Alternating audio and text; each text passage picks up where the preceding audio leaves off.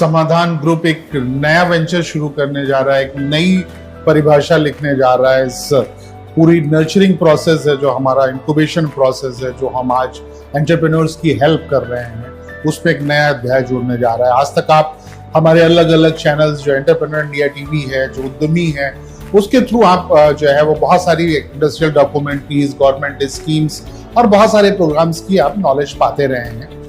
आप लोगों ने जो है वो लगभग 10 लाख सब्सक्राइबर पहुंचा दिए हैं हमारे। आप लोगों ने आज भी 1 लाख से ज्यादा लोग आप लोग पर डे हमको देखते हैं, लेकिन फिर भी कहीं पे जरूरत हमको समझ में आई कि अगर आज हम हिंदुस्तान की बात करें, इस देश की बात करें, तो यहाँ पे एंटरप्रेन्योर बनाने के लिए, बिजनेस करने के लिए कोई फॉर्मल एजुकेशन प्रोसीजर नहीं है। कोई भी ऐसा स्कूल कॉलेज नहीं है, वो सारे आपको इकोनॉमिक्स भी पढ़ाएंगे, अकाउंटिंग भी पढ़ाएंगे, लेकिन एक्चुअल जो बिजनेस में यूज है, जिन चीजों का यूज है, जो डे टू डे की जरूरतें हैं आपकी, उनके बारे में जब तक आप बिजनेस करने आते हैं तो वो शायद ऑब्सलीट हो चुकी होती है या आप भूल चुके होते हैं। तो एक ऐसा चैनल की जरूरत थी जो हमारे मेंबर्स को, आपको, जो भी लोग बिजनेस में हैं और या नया बिजनेस करना चाहते हैं या बिजनेस में जाना चाहते हैं, तो उनके लिए एक ऐसा कोई जरूर सिस्टम चाहिए था और टू वे कम्युनिकेशन वाला चाहिए था।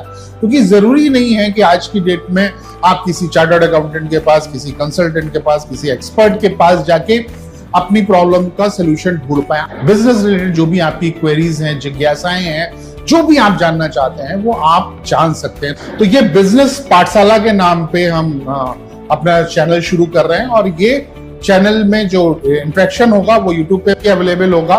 जूम के थ्रू डायरेक्ट लिंक भेजा जाएगा, जहां पे आप ज्वाइन करके किसी चार्टर्ड अकाउंटेंट से, किसी बैंकिंग एक्सपर्ट से, किसी डिजिटल मीडिया के एक्सपर्ट से, किसी न किसी जो है वो एक्सपर्ट डोमेन, जो जिसका जो डोमेन है, उस डोमेन से अपनी नॉलेज को आप पा सकते हैं। ये हम डेली जो है वो मंडे टू फ्राइडे 5 डे रहेगा और जिसको हम फोर्टनाइटली पूरे टॉपिक्स को कवर करेंगे। 3 बजे से 5 बजे तक हम बिजनेस पाठशाला लगाएंगे। So hello everyone, this is Monil Yadav from Institute from Industrial Development. आज मैं आप सबका स्वागत करता हूं, बेसिकली आप सभी व्यूअर्स का बिजनेस पाठशाला के इस सेशन में, जिसमें हम डिस्कस करेंगे basically snack. To be specific, snacks में हम कौन कौन से बिजनेस मॉडल डिस्कस करने वाले हैं। सो चिप्स एंड एक्सट्रूडेड स्नैक्स जो होते हैं, मतलब बेसिकली आपके जो डिफरेंट टाइप के चिप्स होते हैं एंड आपके पफ्स। फाइन। सो अब स्टार्टिंग विद आपको इसका एक थोड़ा ओवरव्यू दे दूं। स्नैक्स टेक्निकली जो भी आप मील्स के बीच में छोटे छोटा आप कुछ खाना जो खाते रहते हैं, और से बिस्किट हो गया, नमकीन हो गया, कुछ भी हो गया, वो सब स्नैक्स में आता है। तो इसी से आपको एक आइडिया लग जाएगा कि ये जो इंडस्ट्री है ये काफी बड़ी है। फाइन। तो इसको एक गो में कवर करना, या कह लीजिए सेक्टर बहुत बड़ा है अपने आप में, तो उसको एक गो में सेक्शन आज टेकअप किया है। कौन सा? जितने भी आप चिप्स खाते हैं, फॉर से अंकल चिप्स हो गया, आपने कुरकुरे के चिप्स खाए होंगे वो हो गए, एंड इवन जो आपके कुरकुरे के पफ्स होते हैं वो हो गए। So basically extruded snack, extruded puff snacks, fried snacks, मतलब चिप्स जितने भी आप सोच सकते हैं इस कैटेगरी में। सो बेसिकली अब बात ये आती है कि आप मोस्ट ऑफ जो व्यूअर्स होंगे हमारे चैनल पे, जो अभी इस सेशन को देख रहे होंगे, उनका इंटेंशन होगा कोई ना कोई बिजनेस मॉडल लगाने का, राइट? आप में से भी काफियों का इंटेंशन होगा कि बिजनेस को अपग्रेड करने का या कोई बिजनेस मॉडल लगाने का इनमें से। सो अब बात ये आती है कि इस सेशन से आपको क्या बेनिफिट होगा। तो इस सेशन में बेसिकली हम लोग डिस्कस करने वाले हैं कौन कौन से डिफरेंट बिजनेस मॉडल्स हो सकते हैं आपके चिप्स में, बेसिकली चिप्स के और आपके पफ्ड या एक्सट्रूडेड स्नैक्स के जो आपके हो सकते हैं। बिजनेस मॉडल क्या क्या हो सकते हैं, उनके लिए इन्वेस्टमेंट कितनी चाहिए होती है, मशीन्स कैसे आपस में डिफर करती हैं, प्लांट उनके कैसे डिफर करते हैं, उसकी रिक्वायरमेंट्स क्या होती हैं। तो इस टाइप की चीजें हम डिस्कस करने वाले हैं। फाइन। और अब इसी में अगर मैं आपको थोड़ा एक और एड ऑन या थोड़ा और ब्रीफ दे दूं, सो काफी लोग अगर ये सोच रहे हैं कि काफी सारे बिजनेस, जैसे आपके डिफरेंट मटेरियल हो गए, फॉर से आपके किसी फ्रूट के, जैसे एप्पल के चिप्स हो गए, पोटैटो के चिप्स हो गए, बनाना चिप्स हो गए, तो क्या ये सेम प्लांट में हो सकते हैं? तो ये सेम प्लांट में हो सकते हैं, ठीक है। और कुल मिला के आप अपने प्लांट, अगर आप पहले से प्लान कर लें कि आप कौन कौन से स्पेसिफिक प्रोडक्ट्स के साथ जाना चाहते हैं, सो आप कम इन्वेस्टमेंट में मल्टीपल प्रोडक्ट सेम प्लांट में प्रोड्यूस कर सकते हैं। ऑब्वियसली कुछ एडिशनल मशीन्स उसमें लगेंगी, बट नॉट नेसेसरली कि आपको सारी की सारी मशीन्स एक, फॉर से अगर कोई पोटैटो चिप्स बना रहा है तो उसे बनाना चिप्स बनाने के लिए पूरा एक अलग यूनिट डालना पड़े, ऐसा नहीं होगा। So all you need is planning. Fine. So अब इसी पर्सपेक्टिव को आज डिटेल में डिस्कस करने के लिए हमारे साथ बेसिकली मौसम प्रिंस कार्ला जी हैं। सॉरी सर, आपका नाम मैंने थोड़ा गलत प्रोनाउंस कर दिया, मौसम प्रिंस कार्ला जी हैं, जो basically Hargopal machine private limited से बेसिकली एसोसिएटेड है, और he has 16+ years of experience in providing turnkey solutions. So कुल मिला के इनको एक अच्छा खासा एक्सपीरियंस है डिफरेंट जो भी मतलब बिजनेस मॉडल्स आपके हो गए इनके इन फील्ड ऑफ फूड प्रोसेसिंग, उनको बेसिकली कंसल्टेंसी देने में, मशीन और इक्विपमेंट सपोर्ट देने में। सो और एक टर्न की सोल्यूशन मतलब पूरा पूरा प्लांट का सोल्यूशन प्रोवाइड करके एज इट इज उनको प्रोवाइड करने का इस फील्ड में काफी अच्छा एक्सपीरियंस है। सो आज बेसिकली मौसम जी हमारे साथ डिस्कस करेंगे कि कैसे कैसे डिफरेंट मॉडल्स होते हैं, वो अपना प्रेजेंटेशन इसमें प्रेजेंट करेंगे। सो ओवर टू यू मौसम जी। Good afternoon everyone. आज जैसे मोनिल ने बोला कि we will discuss related to snacks. तो स्नैक्स में बहुत सारे सेगमेंट्स होते हैं, उसमें एक्सट्रूडेड भी आ गए, चिप्स भी आ गए, नमकीन भी आ गए। इसके अलावा भी बहुत सारे नए प्रोडक्ट्स आजकल स्नैक्स कैटेगरी में इंट्रोड्यूस हुए हैं। बट आज की कन्वर्सेशन में we will focus basically on chips और एक्सट्रूडेड स्नैक्स, और एक्सट्रूजन में कुछ और प्रोडक्ट्स भी बना सकते हैं, तो उसके बारे में भी आज मैं डिस्कस करूंगा, जिससे आपको थोड़ा नए प्रोडक्ट्स का भी आइडिया लगे कि और क्या पॉसिबिलिटीज हैं। तो let me share my presentation, फिर स्टार्ट करते हैं। तो थोड़ा सा बस एक मैं अपना बता देता हूँ। HMPL Hargopal machines private limited 30 years से भी पुरानी कंपनी है ये, और हम पैकेजिंग में वन ऑफ द लीडर्स हैं मार्केट के। इसके अलावा फूड प्रोसेसिंग में we do turnkey solutions for food processing. उसमें स्नैक्स आ गए, नमकीन आ गए, even ready to eat, ready to cook type के प्रोडक्ट्स भी करते हैं हम। We have a team of site engineers. तो हम ज़्यादातर प्रोडक्ट्स मशीनरी जो है इंपोर्ट करते हैं, और कुछ मशीनरी हम इन हाउस बनाते हैं, पर पूरा टर्न की सॉल्यूशन देते हैं, जिससे कि आपको कोई चिंता ना हो, सिंगल वेंडर हो, जिससे कि सारी रिस्पॉन्सिबिलिटी प्रोडक्ट डेवलपमेंट से लेके प्रोडक्ट पैकेजिंग तक सारा हम आपको सॉल्यूशन दे सकते हैं। तो ऑल ओवर वर्ल्ड से हम मशीन्स मंगाते हैं, जिससे कि आपको कॉस्ट इफेक्टिव सॉल्यूशन मिले। तो अभी जैसे स्टूडियो की जगह मैं जूम पे कॉल ले रहा हूँ ये वाली, ऐसे ही आप लोग भी सब जूम पे, यूट्यूब पे बैठ के आजकल वीडियोस देख रहे हैं। तो उसका रीजन कोविड है। तो उसने हमारी इंडस्ट्री में भी बहुत इम्पैक्ट किया है। पहले काफी सारे प्रोडक्ट्स जो है मैनुअल लेबर के थ्रू बन जाते थे। उनके इश्यूज भी थे कि एक तो क्वालिटी स्टैंडर्ड्स और मतलब सेम प्रोडक्ट नहीं मेंटेन कर पाते थे, कंसिस्टेंसी नहीं आती थी। जैसे कि आज आपका मूड अच्छा है तो प्रोडक्ट अच्छा बन रहा है आपके एम्प्लॉय का, अगर मूड अच्छा नहीं है कल तो उसने कम मसाला डाल दिया, ज्यादा डाल दिया, तो कंसिस्टेंसी नहीं आ पाती प्रोडक्ट्स में। तो अब ज्यादा से ज्यादा लोग ऑटोमेशन पे जाना चाह रहे हैं इसमें। तो social distancing is one of the reason जिसके कारण ऑटोमेशन अब बढ़ रही है। और एक दिक्कत और है, हमारी ज्यादातर लेबर फोर्स जो है अनट्रेंड है। तो अब ट्रेंड लेबर की ज्यादा जरूरत है अनट्रेंड लेबर से, जिससे कि हम ऑटोमेशन पे ज्यादा काम करें, जिससे कम लेबर की जरूरत पड़े और प्रोडक्ट हमारे कंसिस्टेंट बने। और इस चीज से प्रोडक्ट की शेल्फ लाइफ पे भी फर्क पड़ता है बहुत ज्यादा।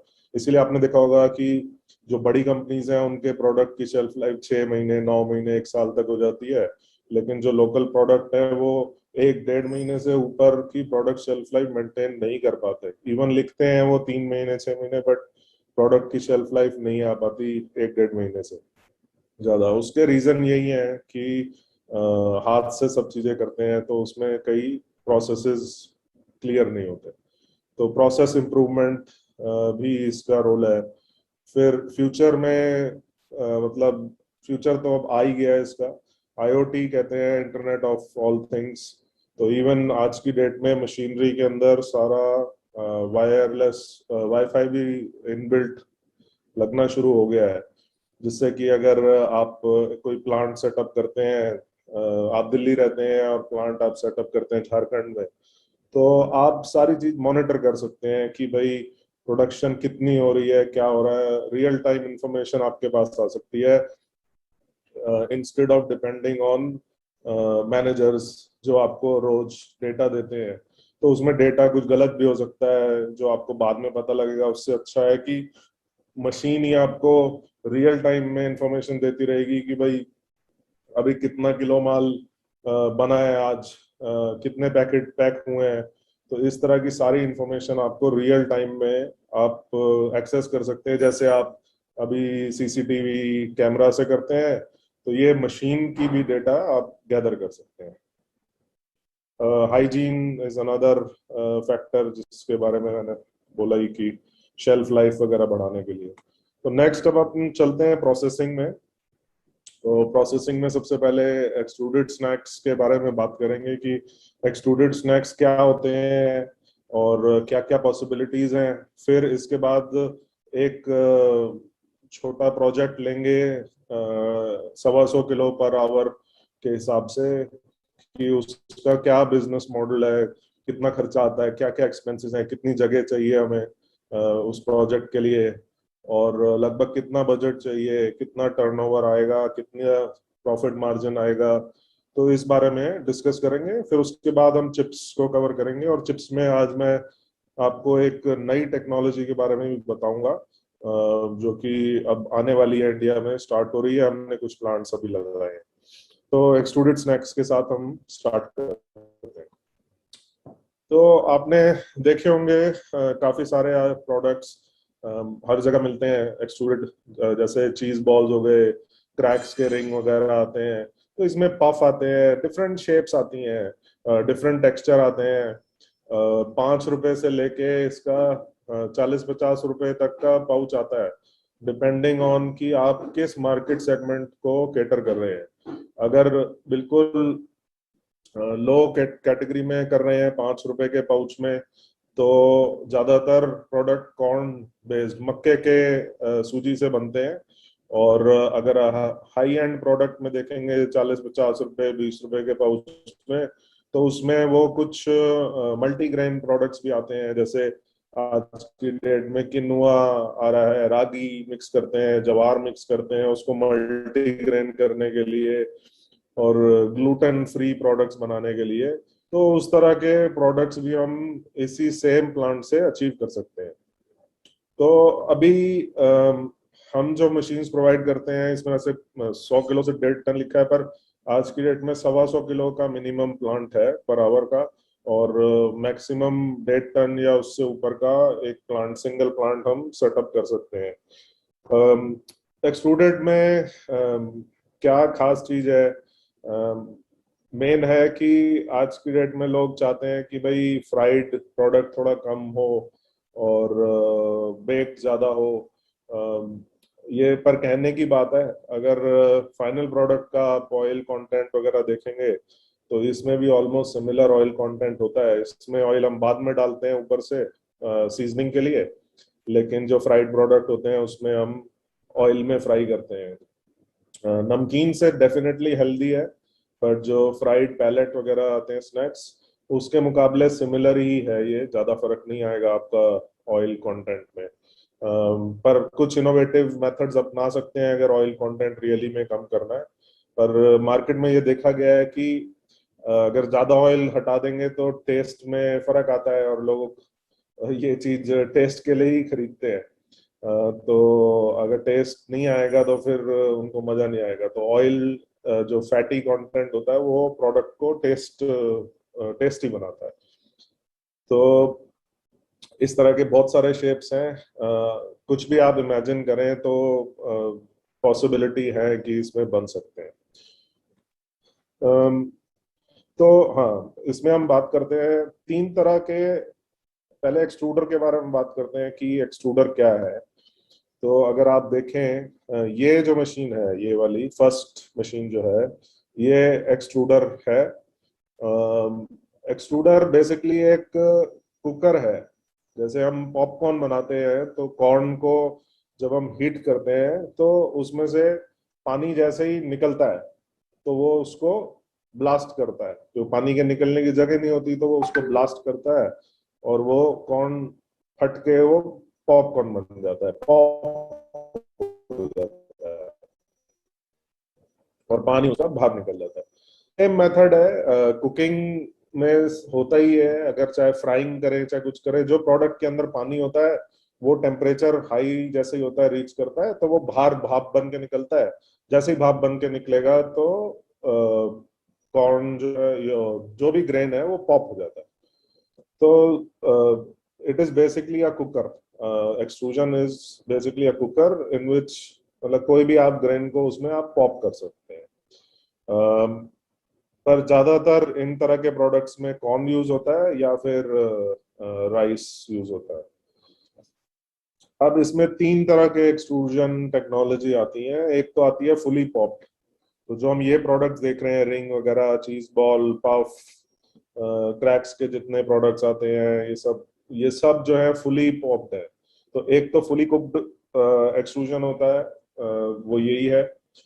फिर एक एक्सट्रूजन होता है जो हाफ कुक्ड होता है, उसको हम पैलेट कहते हैं। अगर पैलेट कहते हैं, फ्राइम्स कहते हैं, जिनको हम तलते हैं घर में, पापड़ जैसे कच्चे आते हैं, उनको हम तल लेते हैं और मार्केट में भी वो अलग अलग नामों से बिकते हैं, अलग अलग शेप्स में। तो वो अनकुक्ड बेसिकली प्रोडक्ट होता है, उसमें मॉइस्चर लेवल ज्यादा होता है और उसको हमें फ्राई करना पड़ता है। और तीसरा हमने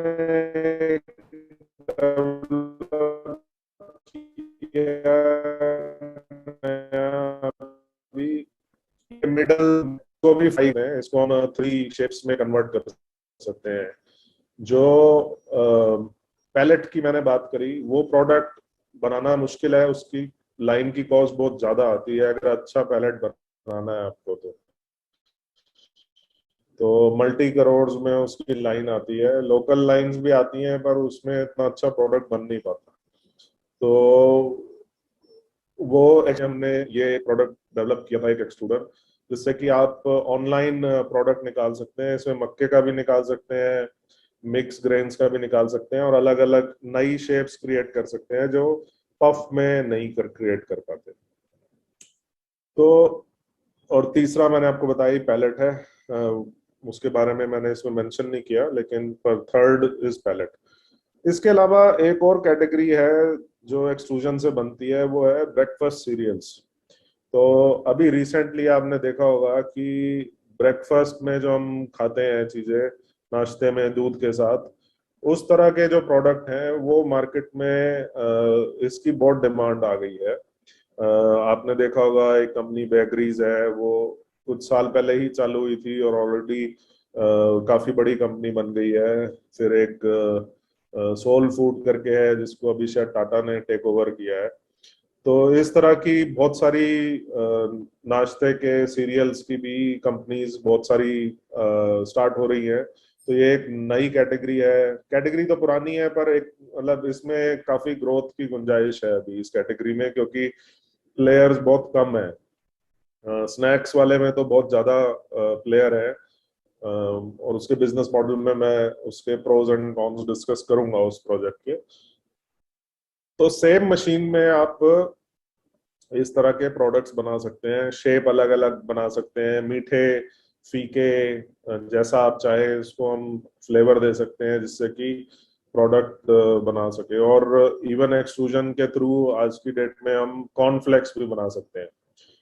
जो ट्रेडिशनल कॉर्नफ्लेक्स है वो प्योर कॉर्न कर्नल से बनता है, उनको बॉईल करके उसको रोल करते हैं। लेकिन वो प्रोसेस बहुत लंबा प्रोसेस है और उसमें पानी की वेस्टेज और ये सब बहुत ज्यादा होती है। और कच्चा कॉर्न को मैनेज करना मुश्किल होता है उसमें, कॉर्न को बॉईल करना और ये सब मतलब डिफिकल्ट प्रोसेस है। तो अगर आप लोगों ने नोटिस किया हो रिसेंटली कि कॉर्नफ्लेक्स ऑलमोस्ट एक ही शेप के दिखते हैं, तो वो सारे एक्सट्रूजन से कॉर्नफ्लेक्स बने हुए हैं।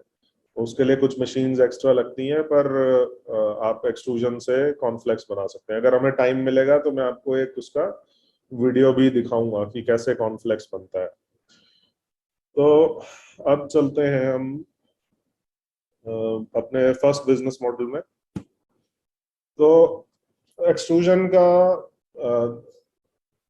देखिए छोटा सेटअप लगभग 125 किलो पर घंटे का आप सेटअप करें। इससे छोटा भी पॉसिबल है, पहले हम करते थे इससे छोटा भी, पर जब हमने उसके वायबिलिटी देखते हैं तो वो प्रोजेक्ट वायबल नहीं होता। उसका क्या मतलब है, मान लो मैं अगर 60 किलो घंटे का माल बनाता हूँ और 8 घंटे चलाता हूँ या 10 घंटे चलाता हूँ, 600 किलो माल बनाता हूँ या 20 घंटे चलाता हूँ, 1 टन माल बनाता हूँ, तो इतना माल बन नहीं पाता कि मेरा जो फिक्स्ड कॉस्ट है वो कवर हो सके। जैसे कि रेंट है, सैलरी है, बिजली के खर्चे हैं, तो वो सारा पैसा उसी में लग जाता है, तो मार्जिन नहीं आ पाता। क्योंकि हमें प्रोडक्ट, अगर हम इतना छोटा प्लांट लगाते हैं तो नॉर्मली ज्यादातर 5 रुपए की मार्केट में घुसने की कोशिश करते हैं, क्योंकि वो सबसे बड़ी मार्केट है, सबसे ज्यादा डिमांड है। तो उस मार्केट में जब आप 5 रुपए का प्रोडक्ट होता है, वो 3 रुपए कुछ पैसे का बिकता है, वो भी हम डिस्कस करेंगे। तो वो उसमें एंड ऑफ द डे साल 2 साल आप काम करेंगे तो आपको समझ में आएगा कि इसमें तो कुछ पैसा बचता ही नहीं है एंड में। तो हमने ये नोट किया कि लगभग 125 किलो 150 किलो पर घंटे की अगर आप लाइन लगाएंगे तो मुनाफा होएगा, बचेगा। नहीं तो बहुत मुश्किल मुनाफा बचता है, फिर शॉर्टकट लगाने पड़ते हैं, क्वालिटी अच्छी नहीं बनती प्रोडक्ट की और शेल्फ लाइफ वगैरह नहीं आती। तो हमें 125 किलो पर घंटे की लाइन लगाने के लिए लगभग 5,000 स्क्वायर फीट जगह चाहिए। 5,000 सारी स्पेस मशीनरी की नहीं है, पर आप मान के चलो अगर हम 125 किलो माल बनाएंगे घंटे का, तो 125 किलो माल बनाने के लिए इंटू 8, अगर 8 घंटे में 1 टन माल बनाएंगे, और अभी एक शिफ्ट का ही मान के चलते हैं, तो 1 टन तो हो गया रेडी माल। और कम से कम 2-3 टन, 2-3 दिन का आप रॉ मटेरियल मंगा के रखेंगे, प्लस पैकिंग का सामान, गत्ता वत्ता, ये सब चीजें रखेंगे, तो आपको 4 से 5 टन माल रखने की जगह चाहिए उसमें। और ये माल होता है हल्का, भारी नहीं होता, तो हल्का माल को ज्यादा स्पेस लगती है इसमें। तो लगभग 5,000 स्क्वायर फीट अगर जगह होगी तो इजी रहेगा। और एक चीज और ध्यान रखनी है इसमें कि हमारे पास हाइट लगभग 16 फीट हो, क्योंकि कुछ मशीन्स हैं जैसे पैकिंग मशीन वगैरह, उनमें ज्यादा हाइट लगती है, तो वो प्री प्लान करके रखें। एक कंपनी होनी चाहिए हमारी, चाहे प्रोप्राइटर हो, पार्टनरशिप हो, एलएलपी हो या प्राइवेट लिमिटेड हो। ट्रेडमार्क, अगर आप ब्रांड बनाना चाहते हैं प्रोडक्ट की लॉन्ग टर्म में कि लोगों को याद रहे, तो ट्रेडमार्क करना भी जरूरी है। क्योंकि बहुत सारे लोग तो ब्रांड बनाना ही नहीं चाहते, वो इस तरह का होता है कि हर 6 महीने में अपना नया नाम रख देते हैं, क्योंकि वो प्रोडक्ट अच्छा नहीं बनाते, 6 महीने में वो पिट जाता है, फिर दूसरा नाम रखते हैं। लेकिन अच्छी कंपनीज आप जब भी देखोगे वो ब्रांड बना के चलती हैं, जिससे कि लोगों को याद रहे आपका प्रोडक्ट, आपका पाउच का क्या कलर है, ये सब चीजें, जिससे कि आगे आपको उसका फायदा मिले। तो इस तरह की एक एग्जांपल है प्रताप स्नैक्स, अगर कंपनी का नाम है, येलो डायमंड के नाम से उनका प्रोडक्ट आता है। वो लगभग 12 साल पुरानी कंपनी है, उन्होंने जीरो से स्टार्ट किया था। आज की डेट में उनका मार्केट कैप 2200 करोड़ रुपया है। स्टॉक मार्केट में लिस्टेड कंपनी है वो। तो उस तरह से अगर सोच रखेंगे तो बड़ी कंपनी बना पाएंगे। फिर आपको जीएसटी, पैन कार्ड, ये सब चाहिए। और एक बात ध्यान रखने की है, कोई भी बिजनेस आप शुरू करते हैं तो कम से कम 6 महीने से 1 साल के फंड्स आपके पास होने चाहिए। नहीं तो सबसे बड़ा प्रॉब्लम बिजनेस चलाने में इनिशियल इन्वेस्टमेंट नहीं होती। इनिशियल इन्वेस्टमेंट तो आप कहीं ना कहीं से अरेंज कर लेंगे, फैमिली से, फ्रेंड से लोन लेके, जो भी है, मशीन वगैरह लगा लेंगे, फैक्ट्री चल लगा लेंगे। लेकिन एक बिजनेस को चलने में 6 महीना साल लगता है कम से कम, मार्केट समझने में और आपका डिस्ट्रीब्यूशन चैनल बनने में, इन सब में। तो 6 महीने से 1 साल के अगर आपके पास फंड्स नहीं है तो आपको कैश फ्लो की प्रॉब्लम आ जाएगी, और बहुत हाई चांसेस हैं कि आपका बिजनेस सरवाइव नहीं कर पाएगा। चलिए अब आगे चलते हैं इस प्रोजेक्ट में। तो मैंने अभी इजी करने के लिए थोड़ा और कॉम्प्लेक्स है वैसे इससे, पर मैंने कोशिश करी कि इसको अभी सिंप्लीफाई करके रखूं, और 8 आवर शिफ्ट के हिसाब से, एक शिफ्ट के हिसाब से इसमें हमने प्लानिंग करी है। इसमें थोड़ा ऊपर नीचे हो सकता है डिपेंडिंग ऑन आप कहाँ किस लोकेशन पे हैं। अगर सस्ती कोई लोकेशन है जहाँ लेबर वगैरह सस्ती मिल जाती है तो थोड़ा सस्ता हो जाएगा, पर ये आप समझिए कि नॉर्मल Tier 1 या Tier 2 सिटी के हिसाब से नंबर्स है। तो आपको लगभग 14 आदमी चाहिए। अगर आप खुद ट्रेंड इंजीनियर वगैरह नहीं है, या कोई इनमें से रोल अगर आप खुद निभा सकते हैं, जैसे प्लांट हेड का अगर आप खुद निभा सकते हैं रोल, तो वो आपकी कॉस्ट सेविंग होगी।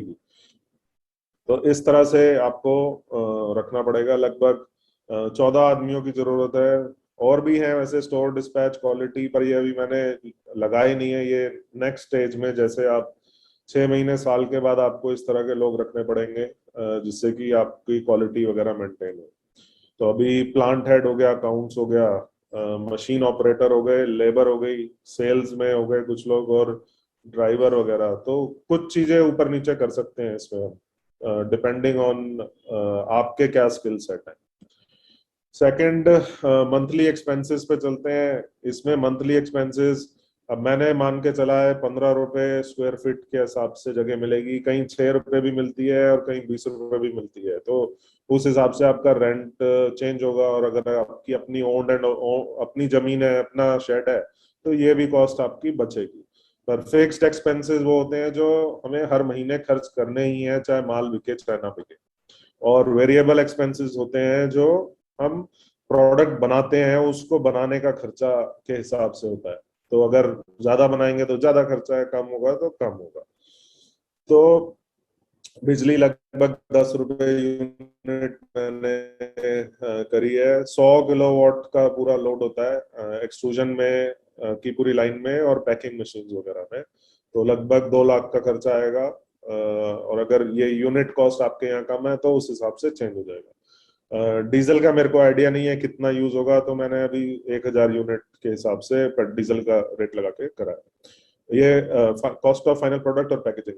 आज की डेट में ऑयल महंगा होने के कारण, कुकिंग ऑयल महंगा होने के कारण रेट थोड़े हाई हैं, पर पहले लगभग 58 रुपीज kg में अपना प्रोडक्ट डेवलप होता था। आज की डेट में 70 रुपए लगते हैं लगभग।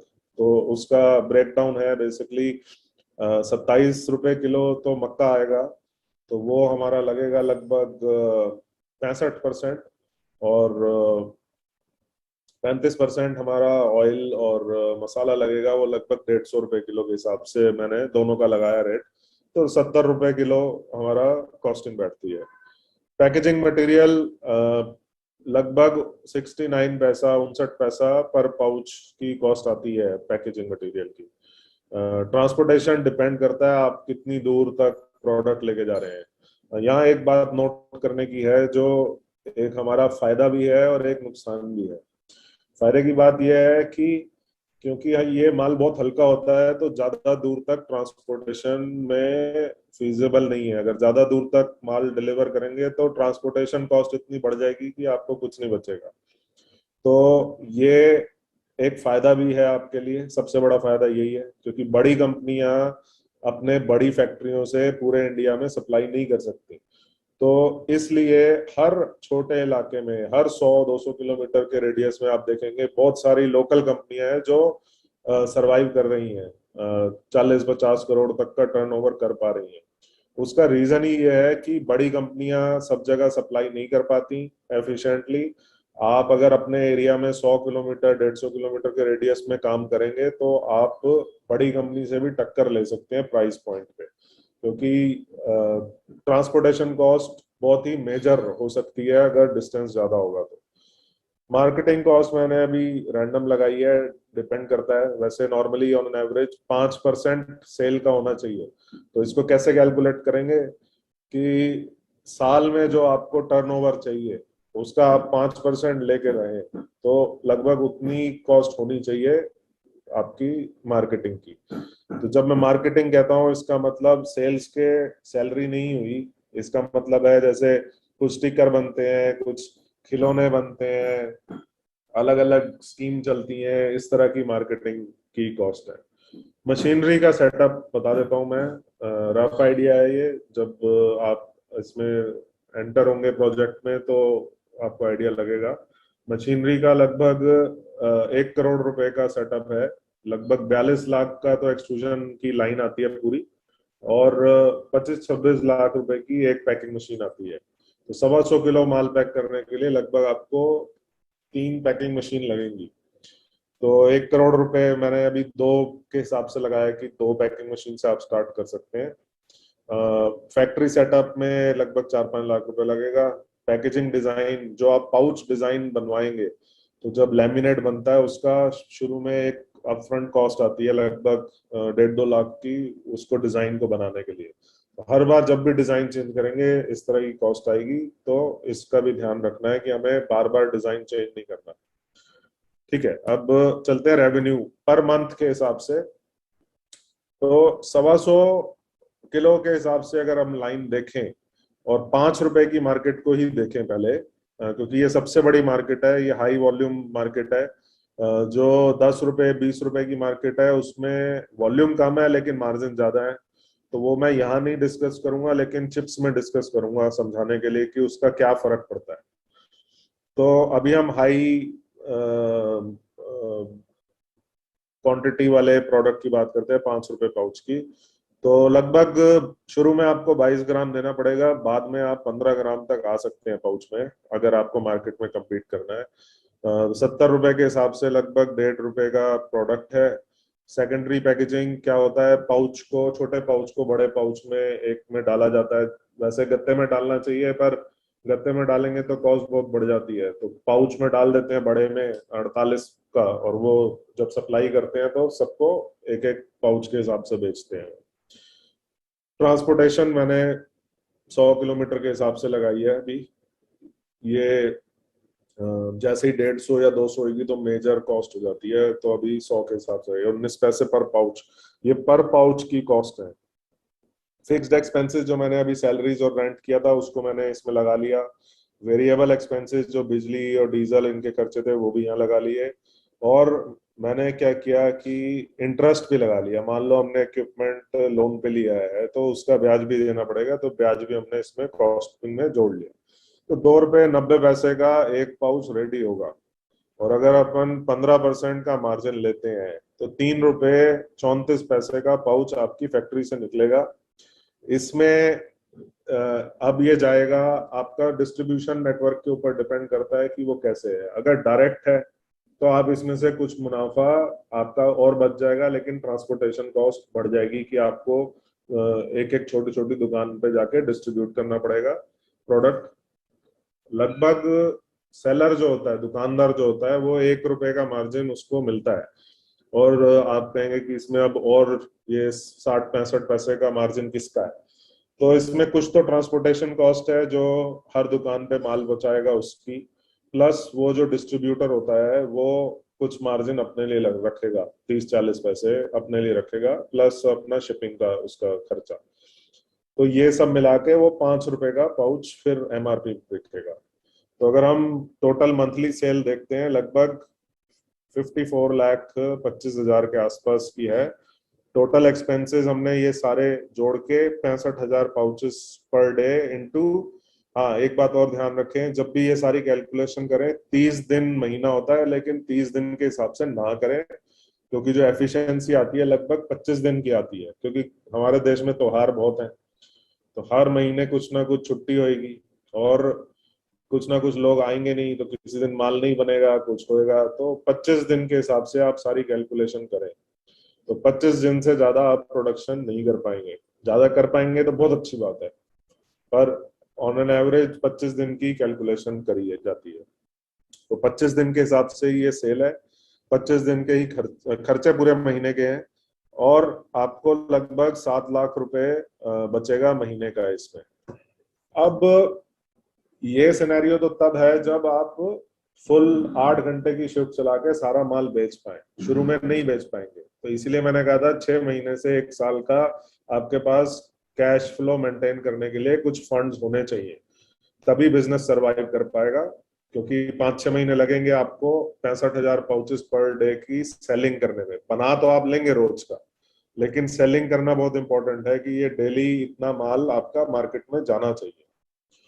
फिर और भी कुछ चीजें होती हैं, रिटर्न वगैरह ये सब, उसमें अभी डीप नहीं जाएंगे, वो आपको बाद में थोड़ा समझ आएगा वेस्टेज वगैरह का। पर लगभग टॉप लेवल पे देखें तो लगभग 7 लाख रुपए महीने की इसमें बचत रहती है प्रोजेक्ट में। तो एक समरी देख लेते हैं। 1.5 करोड़ की इन्वेस्टमेंट पे आप एक शिफ्ट पे काम करके, अगर आप 2 शिफ्ट में काम करेंगे तो रेवेन्यू वगैरह आपका बढ़ेगा और फिक्स्ड कॉस्ट सेम रहेंगी, तो आपको मार्जिन और बढ़ेगा। तो जैसे ही आपकी ग्रोथ और बढ़ेगी, आप सेम मशीनरी से प्रोडक्शन डबल कर सकते हैं, मुनाफा डबल से भी ज्यादा कर सकते हैं, और एफिशिएंसी ला सकते हैं। पर हम अभी 8 घंटे के हिसाब से लगभग 6.5 करोड़ की आपकी टोटल सेल होगी और 85 लाख रुपए आपको साल में बचेगा। उसका मतलब क्या है कि 2 साल से कम में आपकी जितनी इन्वेस्टमेंट है वो निकल जाएगी, जितनी आपने इन्वेस्टमेंट करी है। और ये प्लांट 6 साल से 10 साल तक इन प्लांट्स में कुछ नहीं होता। छोटी मेंटेनेंस है, तो 2-3 लाख रुपए साल का खर्चा है उसका मेंटेनेंस का, वो आपको पार्ट्स वगैरह रखने पड़ेंगे, बाकी कोई ज्यादा इसमें वो नहीं है। और प्रोडक्ट बनाना भी इतना मुश्किल नहीं है। ये सारी चीजें हमारा जो इंजीनियर है वो सब सिखा के जाता है और रेसिपीज वगैरह दे के जाता है। इसके अलावा भी हम साथ हैं आपके, जब भी आपको कोई जरूरत पड़े तो हेल्प कर सकते हैं आप। तो ये हो गया एक्सट्रूजन का। अब इसमें जैसे मैंने ब्रेकफास्ट सीरियल की बात की थी, इसमें हम नॉर्मल सीरियल जैसे चोकोज वोकोज तो नॉर्मली इसमें ही बन जाता है थोड़ा सा अटैचमेंट करके, लेकिन कॉर्नफ्लेक्स के लिए थोड़ा ज्यादा खर्चा है, इक्विपमेंट है। तो अगर किसी को रिक्वायरमेंट हो तो आप बताइएगा, एक या तो हम एक और सेशन कर सकते हैं किसी और चीज पे जिस पे आपका इंटरेस्ट हो, या फिर मेरे से आप बात कर सकते हैं। इसके लिए मैं एक चीज और आपको दिखाता हूँ।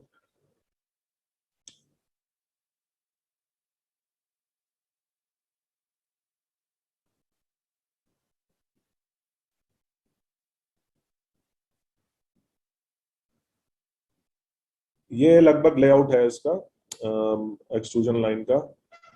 तो ये मिक्सर है, ये एक्सट्रूडर है, ये ड्रायर कहते हैं इसे, ओवन ड्रायर मल्टी लेयर होता है।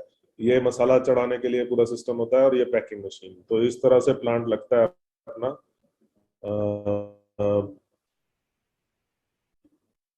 इसके कुछ वीडियोस भी हैं, टाइम मिलेगा तो करेंगे, नहीं तो हम आपसे यूट्यूब पे शेयर करेंगे इस पे वीडियो पे, तो आप देख पाएंगे।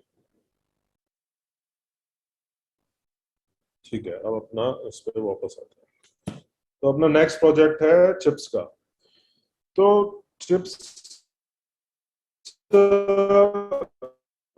बहुत तरह के मार्केट में मिलते हैं। जैसे मोनिल जी ने बोला था कि पोटैटो के तो होते ही हैं, इसके अलावा वेजिटेबल चिप्स भी बहुत सारे तरह के आते हैं आज की डेट में, फ्रूट चिप्स आते हैं।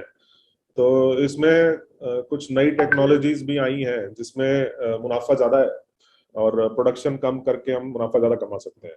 क्योंकि पोटैटो चिप्स में ज्यादातर बड़े प्लेयर मार्केट में है, जैसे कि पेप्सी हो गया, हल्दीराम, डायमंड, इस तरह के कुछ मेजर हैं। फिर थोड़े छोटे प्लेयर भी हैं, पर ज्यादातर मेजर बड़े प्लेयर्स हैं इसमें, क्योंकि प्लांट थोड़ा महंगा आता है इसका, और आलू को मैनेज करना सबसे बड़ा इसमें बिजनेस है कि आलू आप कितने का खरीदते हैं और कैसा खरीदते हैं। तो इसमें पोटैटो चिप्स हैं ट्रेडिशनल, और वैक्यूम फ्राइड नई टेक्नोलॉजी है जिसमें वैक्यूम में हम फ्राई करते हैं, उसके बारे में बात करेंगे। वेजिटेबल चिप्स वगैरह ये सब, फ्रूट चिप्स। तो अभी पहले चलते हैं हम, हाँ, टाइप्स ऑफ चिप्स फोटो में दिखा रहा हूँ। ये वैक्यूम फ्राइड में आप गाजर, भिंडी, केले, पके हुए केले का, जैक फ्रूट, इसको क्या कहते हैं, जैक फ्रूट, मेरे को हिंदी का नाम नहीं आता इसका, कटहल, कटहल का, बीन्स का, और फ्रेंच फ्राइज भी बना सकते हैं इस तरह के। तो ये रेडी टू ईट है, जैसे चिप्स है इसी तरह का फ्रेंच फ्राई है, ये आप सीधा पाउच में से निकाल के खा सकते हैं। ट्रेडिशनल पोटैटो चिप्स हो गए। और तीसरा एक और आता है प्रिंगल का, आपने नाम सुना होगा, कंपाउंड चिप्स। ये आलू के पाउडर से बनता है, जिस एरिया में पानी की कमी है, क्योंकि आलू में पानी बहुत लगता है साफ करने के लिए, कई एरियाज में गवर्नमेंट ने पानी की मना की रखी है, फैक्ट्रीज वगैरह नहीं लग सकती जिसमें ज्यादा पानी यूज होता है, तो वहां आप कंपाउंड चिप्स बना सकते हैं या फिर वैक्यूम फ्राइड चिप्स बना सकते हैं। तो इसके बिजनेस मॉडल में आते हैं। इसका सबसे छोटा प्लांट अगर ऑटोमेटेड लेंगे तो 250 किलो पर आवर से नीचे का नहीं फायदा। बाकी मैनुअल बनाते हैं छोटे सेटअप में तो वो पॉसिबल हो सकता है, पर ऑटोमेशन में अगर जाएंगे तो 250 किलो पर आवर का प्लांट लगेगा लगभग, और स्पेस इसमें लगेगी लगभग 10,000 स्क्वायर फीट, हाइट वही रहेगी, बाकी सब चीजें सेम है। मैन पावर थोड़ी सी बढ़ेगी इसमें उसके मुकाबले, और इसमें आपको क्वालिटी में और स्टोर डिस्पैच में आदमी रखने पड़ेंगे, और लेबर ज्यादा लगेगी क्योंकि आलू हैंडल करना पड़ेगा आपको।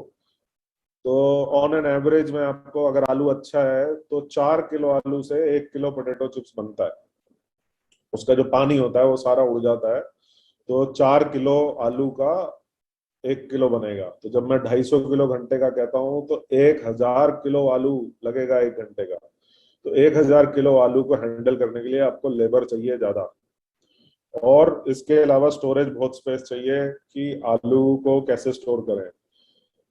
जो बड़ी कंपनियां हैं वो जब आलू सीजन में होता है उस टाइम पे कमाई कर पाते हैं, लेकिन जब ऑफ सीजन होता है तो उस टाइम में कमाई नहीं होती उनकी, क्योंकि आलू के रेट इतने ज्यादा बढ़ जाते हैं। लेकिन वो 5-6 महीने जब सीजन होता है उसमें इतनी कमाई कर लेते हैं कि वो सब उसको कवर कर लेते हैं। छोटी कंपनीज ऑफ सीजन में बनाती नहीं है चिप्स, तो इसलिए उनकी ब्रांड ही नहीं बन पाती, लेकिन बड़ी कंपनीज पूरे साल बनाती हैं, चाहे उन्हें आलू महंगा पड़े चाहे सस्ता पड़े। तो ये चीज भी आप इसमें सोचें। तो अगर किसी का कोल्ड स्टोरेज है या आलू का एरिया है, जैसे आगरा हो गया या इंदौर हो गया या गुजरात साइड पे आप प्लांट लगाना चाह रहे हैं, तो ज्यादा फायदे का सौदा है, क्योंकि वहां पे कोल्ड स्टोरेज आपके पास होंगे जो आलू में आप आलू से जब सीजन है लेके उधर स्टोर कर सकते हैं, तो आपकी आलू की कॉस्टिंग कम हो जाएगी, क्योंकि इसमें मेजर कॉस्ट आलू की है। नेक्स्ट अब हम चलते हैं अपने उसी पे, सिमिलर चार्ट है, सेम रेंट मैंने उसी हिसाब से कैलकुलेट किया है। ये सब आप चेंज कर सकते हैं डिपेंडिंग ऑन आपकी लोकेशन क्या है। मशीनरी कॉस्ट ये लगभग 3 करोड़ रुपए का प्रोजेक्ट मशीनरी आएगी इसकी, क्योंकि जो प्लांट है इसका महंगा होता है। इसमें आलू साफ करना है, आलू धोना है, आलू का छिलका उतारेगा, आलू स्लाइस होगा, फिर आलू धुलेगा, स्लाइस होके, जैसे घर में हम चिप्स बनाते हैं मम्मी के साथ या वाइफ के साथ, तो उसमें यही काम करते हैं, आलू धोते हैं, आलू का छिलका उतारते हैं, फिर उसको चिप्स बनाते हैं, फिर उसको सुखाते हैं। इसमें सुखाने की जरूरत नहीं है, पर प्लांट इसको पानी में से स्टार्च निकाल के उसको हम फ्राई कर देते हैं, तो इसमें सुखाने की जरूरत नहीं है। सुखाना इसलिए पड़ता है क्योंकि घर में हम लंबे समय के लिए कच्चा रखते हैं चिप्स, इसमें ऑनलाइन चिप्स बन जाता है। तो बिल्कुल सेम प्रोसेस है, पर मशीनें मशीनें करती हैं सारा काम, हाथ से कुछ नहीं होता, बस आलू उठा के मशीन में डालना है, बाकी सारा काम पाउच में पैक होने तक सारा ऑटोमेटेड है। ऐसे ही पुराना पिछला प्लांट भी ऐसे ही था, उसमें बस मक्के की सूजी डालनी है और मसाला भर के रखना है, पूरा प्लांट ऑटोमेटेड है, उसमें हाथ नहीं लगाना कुछ भी पूरे प्लांट में।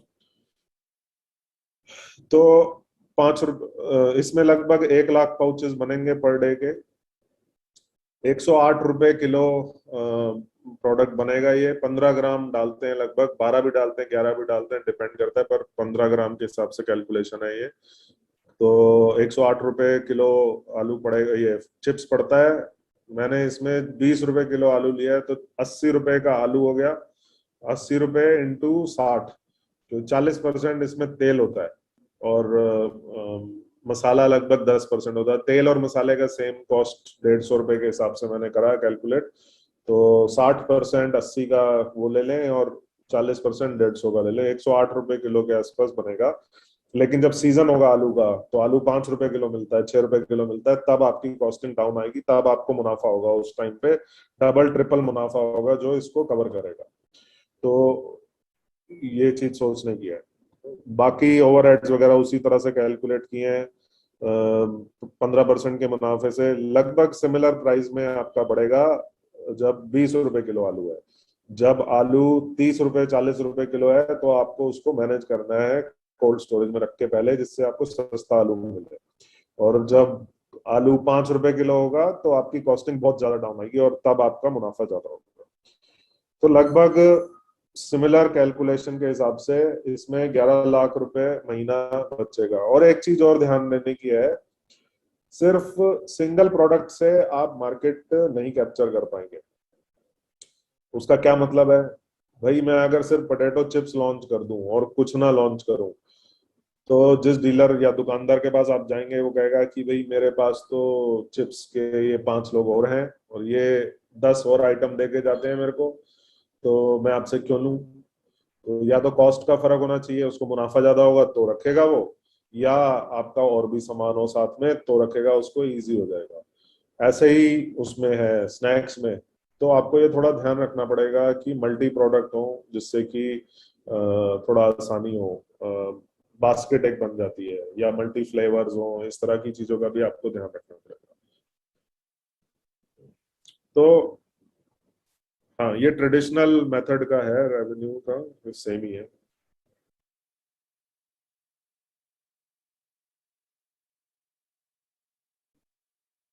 मैंने गलत लिख दिया, ये ट्रेडिशनल का था 11 लाख। अब आते हैं वैक्यूम फ्राइड में। जैसे ये चिप्स मैंने बताए थे, इसमें आप गाजर का, भिंडी का, शकरकंदी का, कटहल का केले का, ये सारा चिप्स और ये फ्रेंच फ्राइज बना सकते हैं। तो अगर आप 5 रुपए की मार्केट ना पिक करके आप 10 रुपए 20 रुपए की मार्केट पिक करते हैं, उसके लिए दुकानें अलग होंगी, मॉडर्न ट्रेड कहते हैं उसे। जैसे बड़ी किराने की दुकानें होती हैं, या हाईवे के जो रेस्टोरेंट होते हैं, इस तरह की जगह पे अगर आप कैटर करेंगे और पाउच आप 10 रुपए का या 20 रुपए का निकालेंगे और 5 रुपए में compete नहीं करेंगे, क्योंकि ये आपका नया प्रोडक्ट है, तो आप प्रीमियम चार्ज कर सकते हैं इस प्रोडक्ट के लिए। और आप वैक्यूम फ्राइड में जा सकते हैं। ये यहाँ गलत लिखा है, यहाँ वैक्यूम फ्राइड होना चाहिए। तो वैक्यूम फ्राइड प्रोडक्ट में आपको कई फायदे हैं। एक फायदा है कि प्लांट आप छोटा लगाएंगे, लगभग 75 किलो पर घंटे का फाइनल प्रोडक्ट का, 300 किलो रॉ मटेरियल का। तो नंबर ऑफ पाउचेज आपको कम बनाने पड़ेंगे, जगह आपको कम लगेगी और इफेक्टिव पड़ेगी। और सबसे बड़ा बेनिफिट इसमें यह है कि तेल कम पीता है ये चिप्स। वैक्यूम फ्राइड में हम जो फ्राइंग करते हैं वो वैक्यूम कंडीशन में करते हैं। तो आपने स्कूल में देखा होगा कि एक्सपेरिमेंट जब करते थे या साइंस पढ़ते थे, तो उसमें वो कहते थे अगर पानी का बॉइलिंग पॉइंट कम करना है 100 डिग्री से, तो उसको अगर हम वैक्यूम में करें तो उसका बॉइलिंग पॉइंट कम हो जाता है, कम टेम्परेचर में बॉयल हो जाता है। तो ऐसे ही तेल जो है, तेल जब 180 170 डिग्री पे आप तेल कुक करते हैं, जब चिप्स चलाते हैं, तो उसकी केमिकल प्रॉपर्टीज चेंज हो जाती हैं। आपने देखा होगा तेल काला हो जाता है। अच्छे रेस्टोरेंट में आप जब खाना खाएंगे तला हुआ भी, तो आपको बदहजमी नहीं होती, लेकिन सड़क पे अगर आप खाते हैं तो उसमें बदहजमी होती है। उसका रीजन यही है कि ऑयल वो इतना हाई टेम्परेचर पे इतनी देर तक यूज करते हैं उसको कि वो काला पड़ जाता है, उसकी केमिकल प्रॉपर्टीज चेंज हो जाती है और वो कैंसरस हो जाता है, तो उससे कैंसर भी होता है। तो वो चेंज ना हो उसके लिए वैक्यूम कंडीशन में अगर हम ऑयल को बॉईल करते हैं तो 60 डिग्री से 90 डिग्री के अंदर बॉईल हो जाता है। तो इसमें एक तो हमारा ऑयल खराब नहीं होता, सबसे बड़ा फैक्टर। सेकंड, जब इतने कम टेम्परेचर में हम फ्राइंग करते हैं तो जो हमारे फल सब्जियां जिनके हम चिप्स बना रहे हैं, उनके जो अंदर के न्यूट्रिएंट्स हैं वो सारे ठीक रहते हैं। 180 डिग्री पे जब हम आलू को तलते हैं तो आलू में कुछ नहीं बचता, स्टार्च बचता है बस। तो इसीलिए माँ बाप मना करते हैं चिप्स मत खाओ, क्योंकि उसमें तेल ही तेल है, न्यूट्रिएंट्स उसमें जीरो है ऑलमोस्ट। लेकिन अगर इस तरह आप फ्राई करेंगे तो सब्जियों में जो न्यूट्रिएंट्स हैं वो सारे इंटैक्ट रहेंगे। तो जब चिप्स खाएंगे तो एक तो उसमें ऑयल पिकअप भी सिर्फ 3% से 16%। आलू में सबसे ज्यादा होता है लगभग 15-16%, और गाजर और इनके चिप्स बनाएंगे तो 2-3% 4% पे ऑयल पिकअप है। ऑयल सबसे महंगा कंपोनेंट है, 150 रुपए लीटर ऑयल है। तो अगर आप ऑयल बचाएंगे तो आपकी कॉस्ट प्रोडक्ट की सस्ती हो जाएगी। तो एक तो आपका प्रोडक्ट सस्ता बनेगा और आप ज्यादा रेट पे बेच पाएंगे इसको। पर आपको प्रीमियम पैकिंग करनी पड़ेगी इसके लिए, तो हम कार्टन में पैक करेंगे जिससे चिप्स टूटे ना हमारा, तो इसकी कॉस्ट बढ़ती है। ठीक है। और ओवरहेड हमारे ज्यादा लगेंगे क्योंकि जगह कम है, लेकिन हमारी सैलरियां हैं, माल कम बना रहे हैं, हम 30,000 पाउच बना रहे हैं। और इंटरेस्ट भी ज्यादा हो जाएगा क्योंकि हम पाउचेस कम बना रहे हैं। तो 4 रुपए 55 पैसे पे आपका 10 रुपए वाला पाउच रेडी होगा। 50% मार्जिन, उसमें हमने 15% मार्जिन रखा था, तो उसमें 12 से 15% ही मार्जिन बच पाता है। इसमें आप 50% 60% तक का मार्जिन ले सकते हैं आराम से। तो 50% का मार्जिन 6.8 पैसे का रुपए का आपका पाउच रेडी होगा, और सिर्फ 30,000 पाउच बना रहे हैं, तो बेचने भी आसान है। 51 लाख की सेल होगी, 34 लाख के एक्सपेंसेस, 17 लाख रुपए महीना बचेगा आपको। उसमें बच रहा था हमारा 11 लाख रुपया 85 लाख की सेल पे। इसमें 50 लाख की सेल में 17 लाख रुपया बच रहा है। इसको और एफिशिएंट बना सकते हैं जिससे मार्जिन और बढ़ सकते हैं। इसमें 60-65% तक का मार्जिन आ सकता है। 20 रुपए के पाउच में और ज्यादा मार्जिन आ सकता है। और इसमें कंपटीशन भी नहीं, और प्रोडक्ट भी नया मार्केट के लिए, तो आसानी होगी बेचने में भी आपको। तो इसको हम कंपेयर करते हैं, ट्रेडिशनल में 3.5 करोड़ की इन्वेस्टमेंट और वैक्यूम फ्राइंग में 2 करोड़ की इन्वेस्टमेंट। रेवेन्यू तो बहुत ज्यादा दिखेगा आपको चिप्स के नॉर्मल प्लांट में, लेकिन मुनाफा 1.354 करोड़ ही है। इसमें 4.5 करोड़ के रेवेन्यू आप करोड़ रुपए कमा सकते हैं। तो मशीन की कॉस्ट, ये सारी चीजें आपकी 1 साल के अंदर निकल जाएंगी, उसमें 3 साल के अंदर अंदर निकलेंगी। तो ऑलमोस्ट 50% मुनाफा है इस प्रोजेक्ट में, अगर आपके पास इन्वेस्टमेंट है इस तरह की। इस और गवर्नमेंट भी प्रमोट कर रही है आज की डेट में कि फैट कंटेंट कम करो, सॉल्ट कम करो, इस तरह के प्रोडक्ट बनाओ। तो ये एक बहुत अच्छा नया ऑल्टरनेटिव है मार्केट में। अगर आप इंडिया से बाहर जाएंगे तो नॉर्मल चिप्स ऑलमोस्ट खत्म होता जा रहा है, क्योंकि लोग फ्राइड इतना ऑयल वाला प्रोडक्ट लेना नहीं चाहते, और गवर्नमेंट की तरफ से भी वहां मैंडेट है कि आपको ऑयल कंटेंट कम करना पड़ेगा प्रोडक्ट्स में।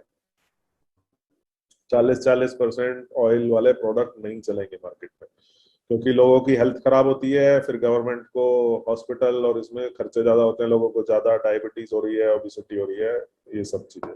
तो आप ये प्रोडक्ट इस तरह से और देख सकते हैं। तो ये तो है बिजनेस मॉडल का।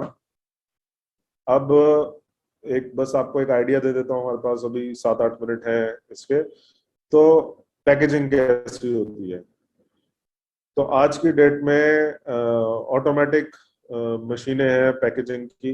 100 पैक्स पर मिनट तक की मशीनें हैं जो पैक कर सकती हैं, 120 पैक भी कर सकती हैं। एक चीज और है कि पैकिंग मशीन के ऊपर एक मशीन लगती है मल्टी हेड वेयर। इसमें ये आपको इतने सारे दिख रहे हैं, सारे तराजू हैं, इतने तराजू हैं, 18 तराजू हैं, किसी में 14 हैं, किसी में 10 हैं। तो इससे क्या है, आपकी जो प्रोडक्ट का वजन है वो बिल्कुल एक्यूरेट आएगा। जब आप लाखों पाउच पैक करेंगे और 1-1 2-2 ग्राम का भी वजन का फर्क आ जाएगा, तो आप देखेंगे कि लाखों रुपए का फायदा या नुकसान सिर्फ इसी बात पे हो जाता है। तो इस तरह की मशीनें आज की डेट में लोगों को अडेप्ट करनी चाहिए। ये टेक्नोलॉजी बहुत इजीली अवेलेबल है आज की डेट में मार्केट में। तो स्पेशली जिसमें आपको बहुत ज्यादा प्रोडक्ट पाउचेस बनाने, ये एक और तरह की मशीन है, एक फिल मशीन कहते हैं, जो जिपर पाउच वाली मशीन आती है। फिर सेकेंडरी पैकेजिंग, ये फ्यूचर के लिए बता रहा हूँ मैं आपको, जो हो रहा है आज की डेट में मार्केट में। जो बड़ी कंपनीज हैं वो अब इस तरह का चीजें कर रही हैं प्लांट ऑटोमेशन के लिए। तो मतलब रोबोट से सारा पैलेटाइजिंग, बैग फिलिंग, इस तरह की चीजें भी पॉसिबल है। फिर automatic warehousing, automatic handling. तो वेयर हाउस अभी तक 35 फीट तक के बनते थे, अब वेयर हाउस इस तरह के बनने शुरू हुए, मल्टी स्टोरी। मशीन ही पूरा माल ऊपर तक स्टैक कर देती है, तो आपको जगह कम चाहिए पर हाइट में हम स्टोर कर सकते हैं सामान। फिर एक्सरे मशीन्स होती हैं, ये लगती हैं पैकेजिंग में, कि कोई प्रोडक्ट बनाते वक्त कोई उसमें बाहर से कोई मटेरियल उसमें ऐड ना हो जाए, जैसे कि लोहा या कोई बोल्ट गिर गया किसी मशीन का, तो आपके कस्टमर को इस तरह की चीज ना मिले, तो इसके लिए एक्सरे मशीन्स वगैरह लगती हैं। हम सारी बड़ी कंपनीज के साथ, छोटी कंपनीज के साथ, मीडियम स्केल, नई स्टार्टअप, सबके साथ काम करते हैं। कुछ नाम ये हैं, पर इसके अलावा भी हमारे कस्टमर्स ऑल ओवर इंडिया,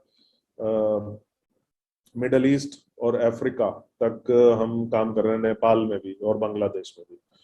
तो इन सब जगहों पे स्नैक्स के प्लांट हम लगाते हैं, पूरे टर्न की सॉल्यूशन, जिससे कि आपका फोकस सिर्फ सेल्स पे होना चाहिए, आपका फोकस प्रोडक्ट बनाने पे नहीं होना चाहिए। प्रोडक्ट एक बार सेट हो गया, उसकी रेसिपी बन गई, तो वो मशीन 24 घंटे अपने आप चलती है। आदमी बस उसको वॉच करते हैं कि कोई उसमें पैरामीटर्स चेंज तो नहीं हुए, और कम से कम लेबर में काम होता है इसमें, मशीन्स में। और पूरे मशीन में कोई हाथ लगाने की जरूरत नहीं है प्रोडक्ट में।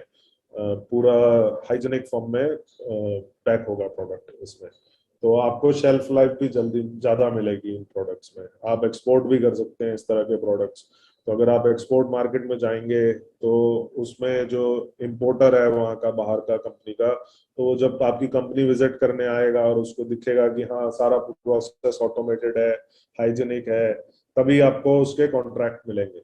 तो आज की डेट में इंडिया बहुत सामान एक्सपोर्ट कर रहा है, स्नैक्स में भी, और food, ready to eat, frozen food, और रिटॉर्ट फूड, बहुत सारी टेक्नोलॉजीज हैं। अगर किसी को कोई इंटरेस्ट हो ज्यादा, तो आप हमारी वेबसाइट पे जा सकते हैं, www.hgmachines.com, या आप हमें गूगल, यूट्यूब पे सर्च कर सकते हैं HMPL के नाम से, HMPL फूड प्रोसेसिंग, या हरगोपाल मशीन्स प्राइवेट लिमिटेड के नाम से। यूट्यूब पे कम से कम 150 वीडियो हैं अलग अलग लाइंस के। अगर आपको और कोई जानकारी चाहिए हो, तो आप हमसे कनेक्ट कर सकते हैं इसके लिए। कोई प्रोसेस भी समझ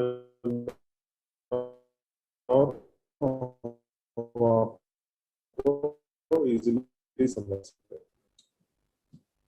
अभी हमारे पास 4 मिनट है, हमें एक वीडियो देखते हैं इसी की, एक्सट्रूजन लाइन की। मैं एक बार स्क्रीन शेयर कर देता हूँ इसमें।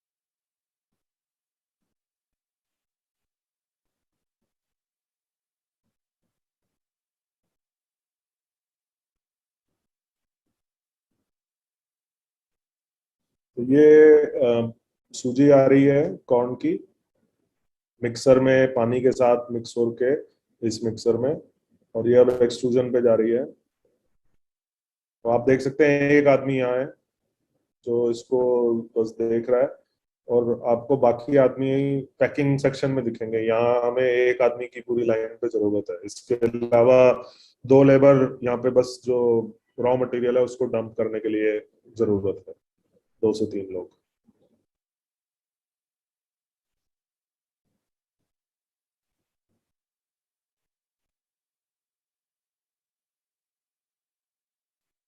ये एक्सट्रूडर से रिंग बन रहा है, रिंग बन के आगे जा रहा है, आगे देखते हैं। ये ऐसे प्रोडक्ट बनता है, इस तरह से हम डाई लगा के अलग अलग शेप्स क्रिएट कर सकते हैं। अभी आप देखेंगे कटर चालू होएगा तो शेप बननी शुरू हो जाएगी। अब ये रिंग बन रहा है इसमें, तो इतनी स्पीड से प्रोडक्ट बनता है इसमें। तो अलग अलग डाइज होती हैं, तो उनके हिसाब से शेप चेंज कर सकते हैं। इस सेक्शन को हटा के नया सेक्शन लगा देंगे तो नई शेप क्रिएट हो जाएगी। और भी बहुत सारी चीजें हैं, फीचर्स हैं इसमें जो कर सकते हैं। थोड़ा सा मैं फॉरवर्ड करता हूँ इससे। अब ये एक्सट्रूजन से निकल के ये ड्रायर है, मल्टी लेयर है इसमें, ये 5 लेयर का है। ये 125 किलो वाली ही लाइन है।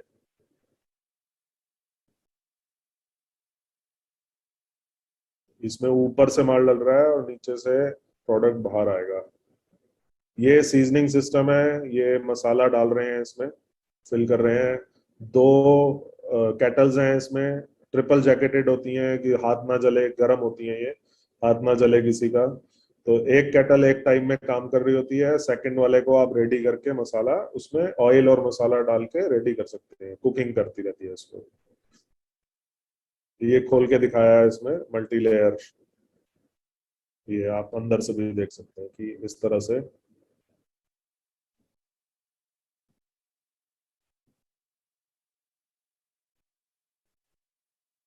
ये प्रोडक्ट यहाँ से बाहर आया ओवन से।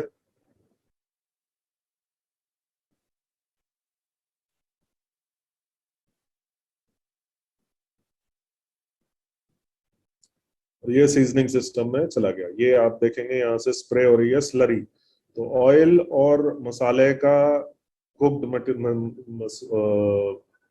सीजनिंग है जो इस पे स्प्रे हो रही है प्रोडक्ट पे, और ये मिक्सिंग हो रही है।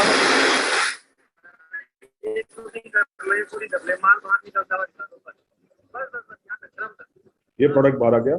अब यहाँ से हम डायरेक्ट पैकेजिंग मशीन पे कनेक्ट कर सकते हैं, जिससे वो रियल टाइम में पैकेजिंग में चला जाए। ये स्लरी का पंप होता है, ये अमेरिकन पंप है। ये इसमें जो स्लरी है वो जाम नहीं होती। नॉर्मल अगर पंप होगा तो वो स्लरी जाम हो जाएगी इसमें।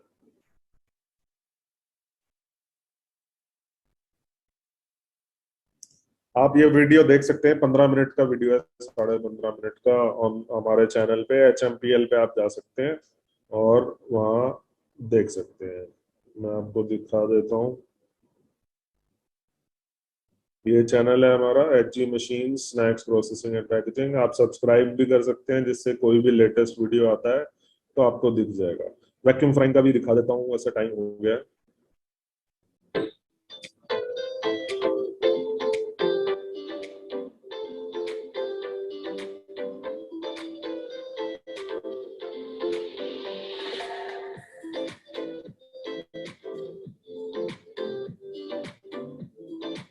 मोनिल आप बता देना जब भी बंद करना हो।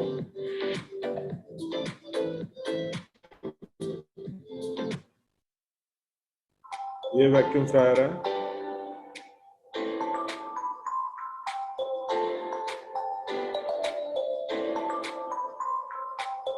मौसम जी आप कंटिन्यू कर सकते हैं, ऐसा कुछ हार्ड व या टाइम बाउंड लिमिटेशन नहीं है, आप प्रोसीड कर सकते हैं।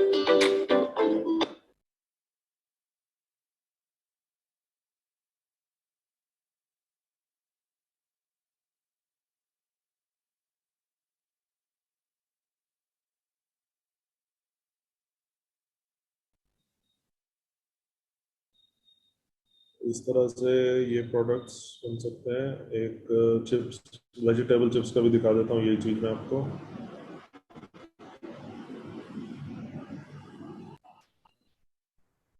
ये एक और खास चीज है वेज इसमें वैक्यूम फ्राइंग में। नॉर्मली बनाना चिप्स जो है कच्चे बनाना के बनते हैं, इसमें आप पके हुए बनाना का भी बना सकते हैं। ये सारे प्रोडक्ट्स वैक्यूम फ्रायर के हैं।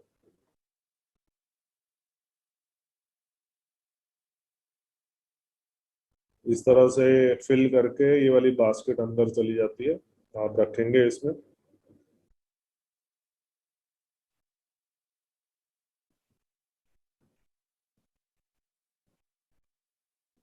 ये प्रोडक्ट बाहर निकाल के फिर आप सीजनिंग करके इसको पैक कर सकते हैं। तो ये प्लांट छोटा है, ज्यादा बड़ा प्लांट नहीं है। ट्रेडिशनल जो चिप्स का प्लांट है वो बहुत बड़ा होता है।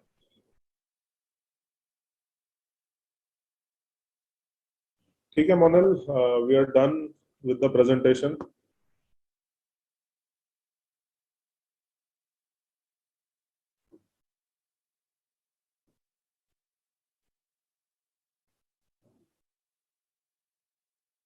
क्या काम है?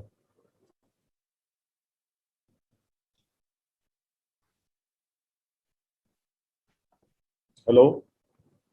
जी जी, जस्ट एक सेकेंड, मैं स्टार्ट कर रहा हूँ। मोनिल सब हो गया कवर, कुछ करना है और कोई चीज तो नहीं? जी ठीक है। आपके साइड से अगर कोई बचा हुआ है तो आप वो टेकअप कर सकते हैं, एल्स हम फिर वाइंड अप करते हैं यहाँ पे नहीं, मैंने कर एफएक्यू के। लिया। बाकी वीडियोस वगैरह ही हैं, वो बाद में सब देख सकते हैं अगर चाहे तो। जस्ट ऐसा कुछ इशू है, जस्ट एक सेकंड रुक जाइए। हम्म।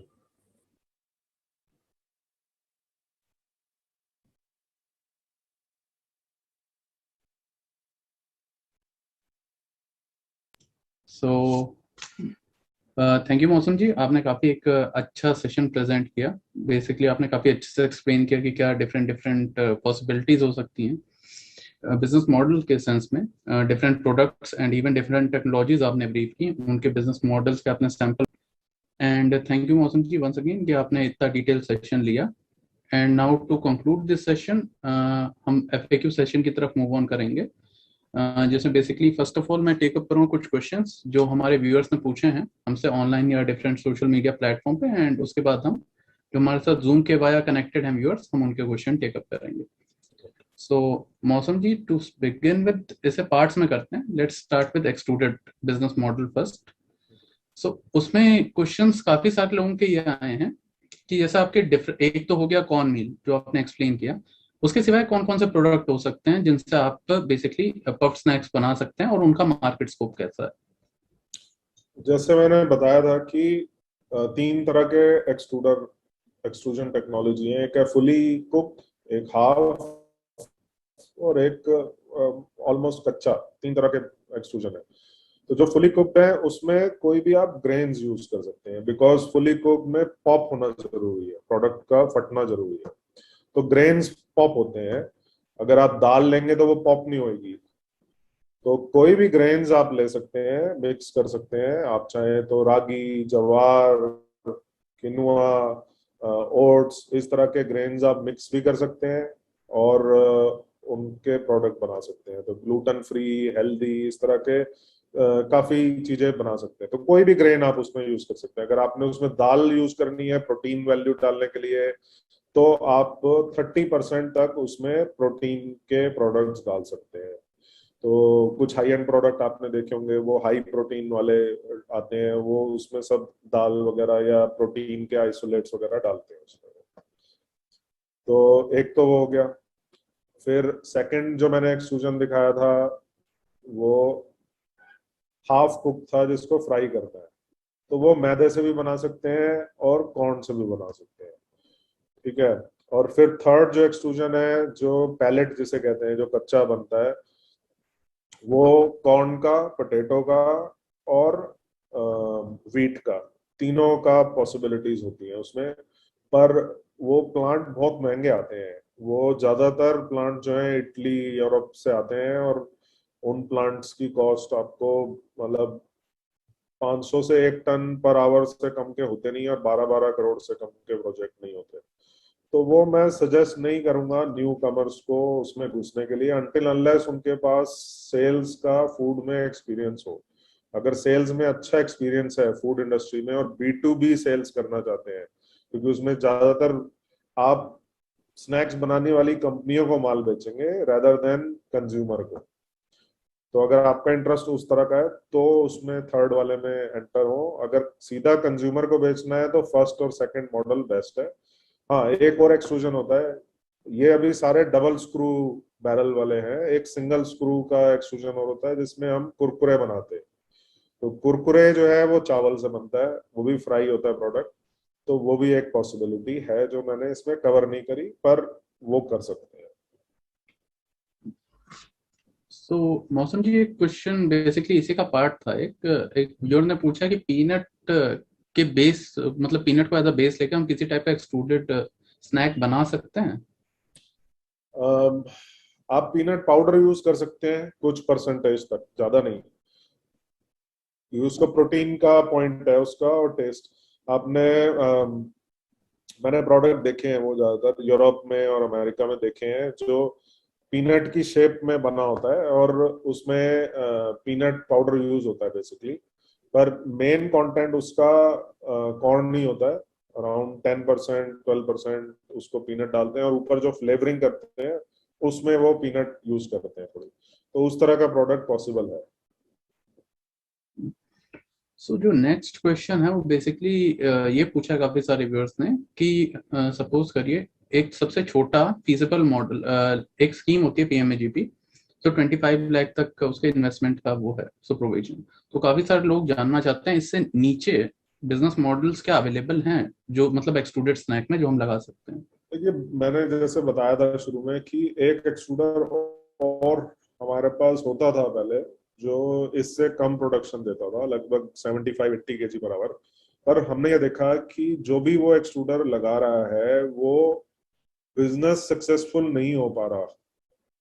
उसका रीजन प्रोडक्ट नहीं है, प्रोडक्ट तो आप बना लेंगे, पर जैसे मैंने बताया था कि 75 किलो अगर आपने माल बनाया, 8 घंटे में 1 टन माल बनाया, तो आपके जो फिक्स्ड एक्सपेंसेस हैं और वेरिएबल एक्सपेंसेस है वो ज्यादा इतने हो जाएंगे कि आपको 15% बचाने मुश्किल हो जाएंगे। उसमें 2-3% 4% बड़ी मुश्किल से बचेंगे, क्योंकि ये हाई वॉल्यूम का प्रोडक्ट है।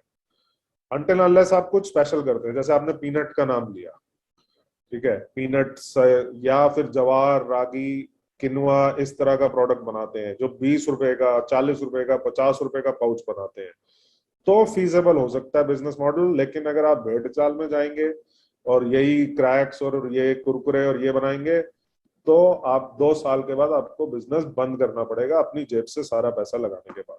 ये हमने नोट किया है। अब कुछ लोग चला रहे हैं पर वो फिर क्वालिटी नहीं देते। जैसे हमने कहा कि 150 रुपए किलो का मसाला और तेल चाहिए, तो वो फिर उसमें मिलावट करते हैं, घटिया मसाला यूज करते हैं। कॉर्न यू ग्रिट जो 27-28 रुपए की अच्छी ग्रिट आएगी, वो कीड़े वाली ग्रिट ले लेंगे, तो वो आपको माल वैसा ही मिलेगा जो फाइनल प्रोडक्ट, तभी कॉस्ट बचेगा। या वो जीएसटी में गड़बड़ करेंगे, कुछ ना कुछ गड़बड़ होगी तभी वो वायबल होगा, नहीं तो वो बिजनेस वायबल नहीं हो पाता, क्योंकि उसमें नंबर ऑफ पाउचेस, क्वांटिटी आपकी इतनी कम बनेगी कि फिक्स्ड एक्सपेंसेस आपके वो प्रॉफिट मार्जिन को खा जाएगा। सो अब थोड़ा मार्केटिंग एक्सपेक्ट पे आते हैं। सो बेसिकली अगर ये समझें कि सपोज करिए मैंने एक प्रोडक्ट बना लिया, सो होल सेलर को अप्रोच करना ज्यादा बेनिफिशियल है या फिर इसके इंडिविजुअल मॉल्स वगैरह से टाई अप करना और उनके लिए मतलब उनके ब्रांड पे इसे सेल करना ज्यादा फीसिबल है? दोनों मार्केट पॉसिबल है। ये हाई वॉल्यूम मार्केट जो है, ये आप के ज्यादातर, जैसे मैंने कहा, 100 किलोमीटर रेडियस में अगर आप माल बेच रहे हैं तो ही फीजिबल है ये बिजनेस, तब आपको मजा आएगा इस काम करने में, क्योंकि बड़े प्लेयर आपसे compete नहीं कर पाते। उनकी कॉस्ट, ट्रांसपोर्टेशन कॉस्ट बहुत ज्यादा हो जाती है, जो आपकी कम रहेगी तो आप उसमें compete कर पाएंगे। तो उसमें तो आप B2C में छोटे शॉप्स वगैरह इन सब पे सप्लाई करें। लेकिन अगर कोई एक्सक्लूसिव प्रोडक्ट बना रहे हैं, महंगा प्रोडक्ट बना रहे हैं, क्योंकि जो मॉडर्न ट्रेड है, जो रिटेलर्स हैं बड़े, जैसे बिग बाजार और ये सब, इस तरह के जो रिटेलर हैं वो महंगा प्रोडक्ट बेचना चाहते हैं, वो 5 रुपए का प्रोडक्ट नहीं बेचना चाहते, उनको मार्जिन ज्यादा चाहिए। तो वो आपके प्रोडक्ट तभी लेंगे जब कोई उसमें स्पेशलिटी होगी या फिर बड़े पैकेट होंगे। पॉसिबल है, कुछ कंपनीज B2B में काम कर रही हैं, उसको टर्म कहते हैं प्राइवेट लेबल या वाइट लेबल। उस केस में क्या होता है, अगर आप प्लांट लगाते हैं और आप किसी थर्ड पार्टी के लिए प्रोडक्ट बनाए, तो आप सिर्फ प्रोडक्शन के लिए आपका काम है, और वो बड़ी कंपनीज, क्योंकि वो अपने प्लांट हर जगह नहीं लगाना चाहती, तो आपके थ्रू लगा लेंगी। वो कहेंगे आप लगाओ, आप पैसा लगाओ, आपकी जो कॉस्ट है उसके ऊपर आपको एक लेबर कंपोनेंट ऐड करके वो दे देते हैं, सेल भी आपको नहीं करनी। तो एक बिजनेस मॉडल वो फिजिबल है। लेकिन मॉडर्न ट्रेड में आप जैसे ही एंटर होंगे, बिग बाजार या इसमें, वो कहेंगे भाई इधर माल रखने के 3 लाख रुपए लगेंगे या 2 लाख रुपए लगेंगे, तो वो इतनी बड़ी फीस ले लेते हैं कि अगर 5 रुपए का पाउच होगा तो आप नहीं लगा पाएंगे। आपको प्रोडक्ट भी उस हिसाब से ही बनाना पड़ेगा, 20 रुपए का, 30 रुपए का, जिसमें आपके पास इनफ मार्जिन हो कि आप इस तरह की फीस देके उन रिटेल चेन्स में एंटर कर सके। तो चलते दोनों मॉडल हैं, तीनों मॉडल चलते हैं। तीनों मॉडल में लोग अच्छा कमा रहे हैं। ऑन एन एवरेज मैं बताता हूँ, सिर्फ एक्सट्रूजन स्नैक्स के जो प्लेयर सरवाइव करते हैं 1 साल 2 साल सरवाइव कर जाते हैं, वो 50-60 करोड़ के टर्नओवर पे आ जाते हैं। ये कॉमन देखा है हमने। हमारे कम से कम मैं कहूंगा 200-300 कस्टमर होंगे जो जीरो से स्टार्ट किया था जिन्होंने, और आज की डेट में 50-60 करोड़ का बिजनेस अपने लोकल एरियाज में कर रहे हैं। चाहे आप झारखंड जाएं, रायपुर में, छत्तीसगढ़ में, या उड़ीसा में, या मध्य प्रदेश में, मतलब छोटे छोटे एरियाज जिनके आपने नाम भी नहीं सुने होंगे, वहां पे वो 50-50, 60-60 करोड़, 100-100 करोड़ का टर्नओवर कर रहे हैं सिर्फ एक्सट्रूजन से। ओके, सो अब थोड़ा फ्राइड जो आपके चिप्स हैं उनकी तरफ मूव करते हैं। सो जो फ्राइड चिप्स हैं उसमें आपने वैरायटीज तो बता दी कि डिफरेंट वैरायटीज हैं, इवन आपने टेक्नोलॉजीज भी एक्सप्लेन की। सो क्वेश्चन ये है कि इसको सबसे छोटे स्केल पे कितने पे किया जा सकता है, पहली चीज। सेकंड, उसका स्कोप मतलब रूरल एरिया में कैसा और जो अर्बन एरिया उसमें कैसा है? चिप्स का स्कोप पूरे इंडिया में है, रूरल में भी बहुत है, क्योंकि आलू का टेस्ट सबका है। और सबने घर में कभी ना कभी बचपन में मम्मी के साथ बैठ के चिप्स बनाए हैं, मैंने भी बनाए हैं, तो सूखते हुए देखे हैं, अगर बनाए नहीं है तो सबको आलू का टेस्ट है। तो ये प्रोडक्ट पूरे इंडिया में चलता है। इसका बस आपको ये देखना है कि मैं आलू सस्ता कैसे खरीदूं और उसको प्रिजर्व कैसे करूं, क्योंकि जब ऑफ सीजन होता है आलू 30 रुपए 40 रुपए किलो तक आलू आ जाता है। उस टाइम पे मैं कैसे सरवाइव करूंगा, ये आपको मैनेज करना है। ठीक है, अगर आप छोटा सेटअप लगाते हैं गृह उद्योग टाइप, तो वो भी पॉसिबल है, उसमें भी लोग सरवाइव कर रहे हैं। उसमें क्या है कि आप छोटी मशीन्स आती हैं, क्लीनिंग वगैरह तो आपने हाथ से कर ली, छिलके उतारने की छोटी मशीन आती है 10-10 किलो की, 12-12 किलो की, वो आप ले सकते हैं, बहुत सस्ती रीजनेबल रेट पे आ जाती है।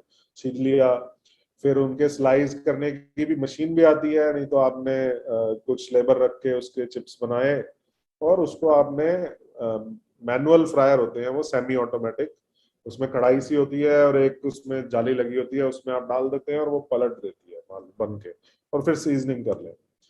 तो वो भी पॉसिबल है, पर उसमें आप ब्रांड नहीं बना पाएंगे, पर अच्छा बिजनेस आप कर सकते हैं। ऐसा नहीं है कि वो बिजनेस सरवाइव नहीं करेगा, आप बिजनेस कर सकते हैं।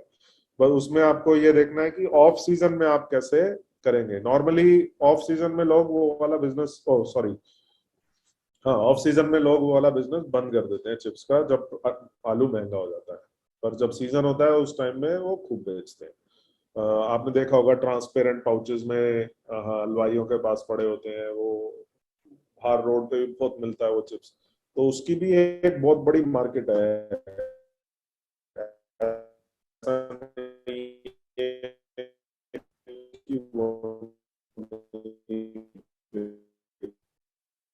इवन जब चिप्स है तो उसकी भी बहुत डिमांड है मार्केट में, तो उस तरह का आप कर सकते हैं, सेमी ऑटोमेटिक या छोटा सेटअप कर सकते हैं। ओके, सो अब इसी मतलब ये थोड़ा डिफरेंट है क्वेश्चन। एक्चुअली मैं आपको एक एग्जांपल भी थोड़ा ब्रीफ कर देता हूँ। आपने हॉट चिप्स का शायद नाम सुना होगा। वो लोग बेसिकली डिफरेंट जो आपके मटेरियल्स से बनाना हो गया, आपका पोटैटो हो गया, उसको फ्राई करके रखते हैं और उसको मतलब शॉप पे ही सेल करते हैं। आप 1 किलो 2 किलो जैसे लेना है ले सकते हैं। तो इस टाइप के मॉडल्स जो हैं इनका क्या स्कोप है? और जैसे मैंने पोटैटो का बताया था, इसी तरह से आप बाकी वेजिटेबल चिप्स वगैरह भी बना सकते हैं। बनाना चिप्स तो कॉमन है ही साउथ इंडिया में, वो इसी वहाँ पे है। इवन नमकीन इंडस्ट्री में भी आप देखोगे कि हर एरिया में कोई छोटा प्लेयर होता है जिसकी अपनी दुकान होती है, और वो 50 तरह के नमकीन लगा के बैठा होता है वहाँ पे, वो सारे खुद ही बना। तो इस तरह से आप चिप्स वगैरह में कर सकते हैं। उसमें अगर आपका रेटा है तो है। ओके, सो अब इस पे मूव करते हैं बेसिकली लाइसेंसेस पे थोड़ा। कुछ मशीन स्पेसिफिक लाइसेंसेस होते हैं, मतलब अगर मैं एक टाइप का प्लांट लगा रहा हूँ तो ऑब्वियसली होते हैं, बट वो क्या क्या होते हैं बेसिकली आपके एक्सट्रूडेड प्रोडक्ट्स के लिए और आपके फ्राइड जो प्रोडक्ट्स हैं उनके लिए? मशीन स्पेसिफिक लाइसेंस नहीं होते। नॉर्मली फूड इंडस्ट्री के जो फसाई के लाइसेंस हैं वो आपको लेना पड़ेगा, जो बेसिकली उसका मेन पर्पस है कि आप हाइजीन और ये सब मेंटेन कर रहे हैं फैक्ट्री में कि नहीं कर रहे हैं, तो आपको फसाई के लाइसेंस लेने पड़ेंगे।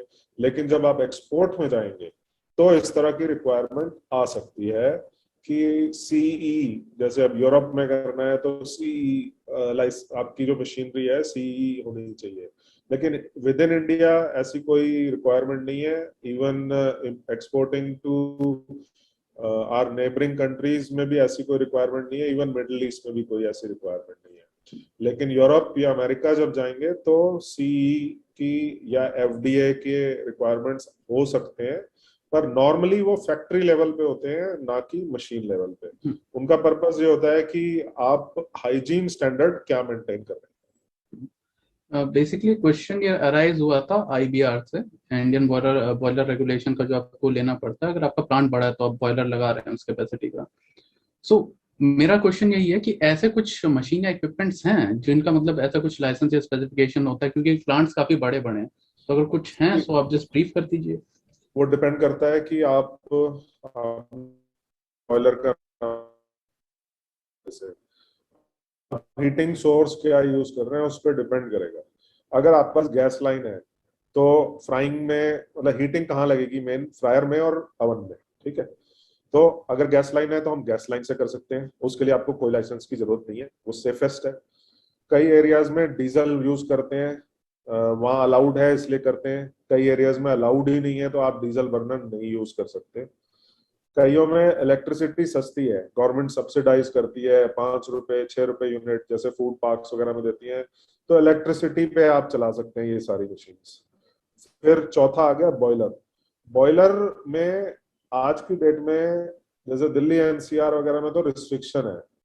बॉयलर का फायदा होता है कि आप भूसे से, जैसे चावल का आपके उस एरिया में ज्यादा है तो चावल का भूसा होता है, वो सबसे सस्ता फ्यूल पड़ता है, भूसा हो गया या कोई ना कोई लोकल आपको चीज मिल जाएगी जिससे आप उसको बॉयलर को चला लें। तो बॉयलर में आप उसमें ऑयल गर्म कर लें या स्टीम से कर लें और वो उससे हीटिंग होती है।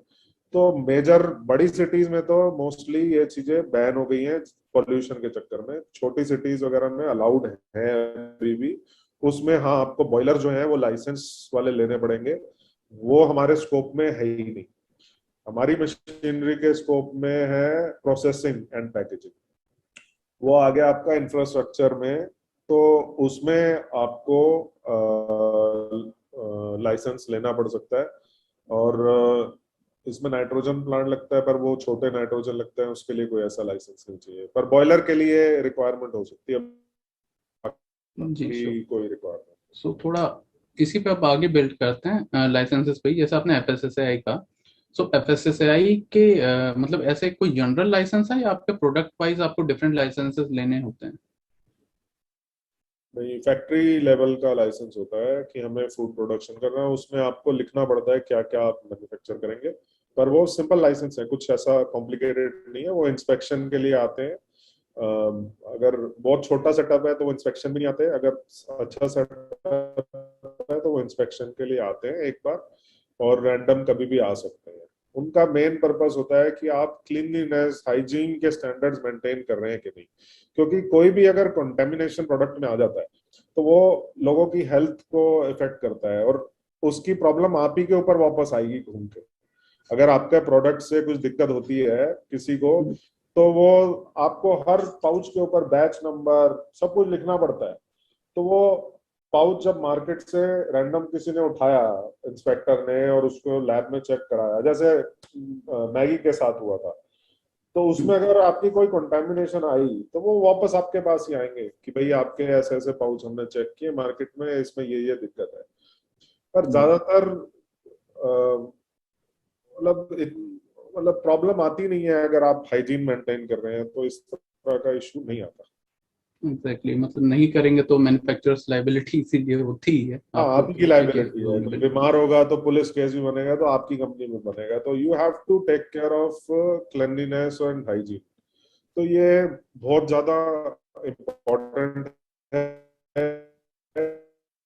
और इसके लिए मशीनें नहीं चाहिए, इसके लिए अपना घर बिल्कुल साफ होता है, किसी का घर गंदा होता है, तो वो घर की प्रॉब्लम नहीं है, वो घर में रहने वाले की प्रॉब्लम है। तो अगर आपका माइंड ऐसे होगा कि मेरे को हर चीज क्लीन रखनी है, और आपने डे वन से अपनी लेबर किया कि भाई इतने मशीन तो ये है, मैं रैंडम टेस्टिंग करूंगा, अगर कोई दिक्कत होगी तो तुम्हें पेनल्टी लगेगी, तो इस तरह के प्रोसेसेस, और आपका अगर माइंडसेट डे वन से होगा तो आपका वो हाइजीन का प्रोसेस इनबिल्ट हो जाएगा। तो आप, ऐसा कुछ नहीं है कि मैं बहुत बड़ी फैक्ट्री लगाऊंगा तो ही हाइजीन मेंटेन कर पाऊंगा, आप छोटे से एक कमरे में भी फैक्ट्री लगाएंगे तो आप हाइजीन मेंटेन कर सकते हैं, ऐसी कोई वो नहीं। सो आई थिंक मौसम जी ये मेजर पार्ट कवर होता है इससे, जो भी हमसे क्वेश्चन पूछे गए थे ऑनलाइन। सो अब हम जो हमारे जूम के व्यूअर्स हैं उनके क्वेश्चन टेक अप करेंगे वन बाय वन जो इस सेशन में है। And for the rest of the viewer, thank you for joining me in this session. कल के सेशन में जरूर आइएगा। See you again tomorrow with the different business model or some जो भी उसका मॉडल होगा। हम ये नहीं कहते कि हम एंटरप्रेन्योर बनाते हैं, बट एंटरप्रेन्योरियल जर्नी में हम पूरा साथ निभाते हैं। समाधान लेके आ रहा है बिजनेस पाठशाला, जो कि रोज लगेगी मंडे टू फ्राइडे हमारे यूट्यूब चैनल बिजनेस पाठशाला पे। आप ज्वाइन करिए, और अगर आप नए एंटरप्रेन्योर हैं या आप एग्जिस्टिंग एंटरप्रेन्योर हैं तो आप अपने क्वेश्चंस भी रेज कर सकते हैं और पाएंगे जवाब हमारे एक्सपर्ट द्वारा। तो ज्वाइन करिए आज ही बिजनेस पाठशाला।